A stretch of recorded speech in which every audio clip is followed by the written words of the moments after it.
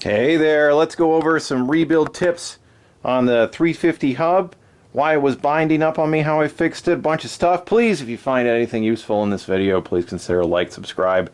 Really appreciate it. I only try to make videos that are interesting and haven't really been done. 350 hub, this is on an old downhill bike that had a beat up 2.6 rim on it, and you're like, well, what good is a 2.6 ancient wheel thing on a new fancy 2.9er? Well, it has 148 spacing on a downhill bike, so it fits. It's amazing. You can change end caps and stuff, but we got a new micro spline free hub on here. Pretty rad. So I changed the bearings in this. There's only two bearings, our 6902s on the main body, and then the free hub has two of them. Came with new ones, but it kept binding, so it worked fine. And then I tightened the axle and it binds, and I read a bunch of stuff, and here we are. Number one, how do we get the end caps off? Pain in the butt. I put them in the vise with a piece of rubber, and then you wiggle it, and off it comes. Let's have a look inside here. There's a bunch of reasons this thing can bind up. We take it off of the free hub.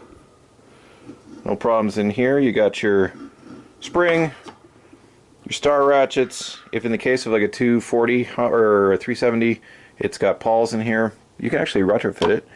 You've got your drive ring in here, which tightens on and off with your thing. It's hilarious. When you take this off, it can be so tight because it's tightened by pedaling force. I ended up putting a 6-foot piece of wood across this. So I had it in the vise. I had a 6-foot long piece of wood to give me the leverage to break it free, which I read on the internet. It totally works. You got your spacer in here, or your, well, it's a roundy thing. You got your round spacer. Underneath there is a flat washer underneath this drive ring. You have to have the washer in there because the spring sits on it. And you got a dust seal thing. So the free hub, pretty lips, locks into this hub thing, so that has to be flat. So if this isn't flat, your little seal thing here, that doesn't go. How do I get it flat?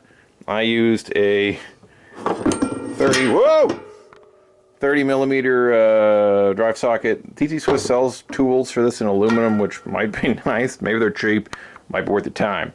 Tap that flat. That wasn't the issue. I took the drive ring back out here, which is, you unwind it. Flat washer underneath, and there's two bearings.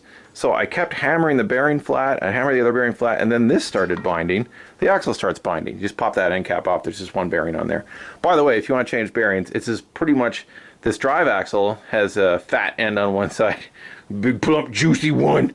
You basically tap this axle, it pushes the other bearing out, and then you flip the axle around to the back of this bearing, tap that, it comes out. This is pretty straightforward stuff. There's really nothing in here, but it's all machined nicely. So you get the reliability. It doesn't explode. I've exploded many hubs on bike 350s. Radical. So what did I do? I kept adjusting this every time I did it. This was flat, that was flat. I tapped the bearings flat. So when I tapped the bearings really in there though, the axle started to bind.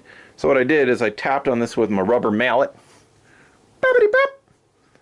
And you push the other bearing out a little bit, then there was play in the axle. Then I hammered it back in, then it was too tight. Then I tapped it just a little bit, tippy tip tip. And it freed up the action on the bearings. This had no play in it, but it had out a bit, put the whole thing back together, and that was the key. That, like, the two bearings fully flushed in there, they were too tight. It needed just a tiny bit of play in there so that when the axle was tight, it didn't cause binding. Also, I retapped in the ring and stuff, so maybe that was it. So, to recap, also the oil I used for this, because I didn't have DT Swiss oil, it's a combination of wheel bearing grease, standard stuff, and heavy-duty gear oil. So you mix the two of them together, which thins out the grease, and I read online this can be good. You just apply a very thin coating on here. It's like barely covers the face of it. Come apart, you little friends. Just a little smidgy widgy. I'm going to put a bit more in there, but it's not supposed to have much, or it binds.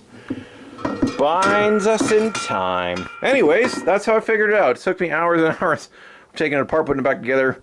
Put her in the bike, tighten it up, didn't work.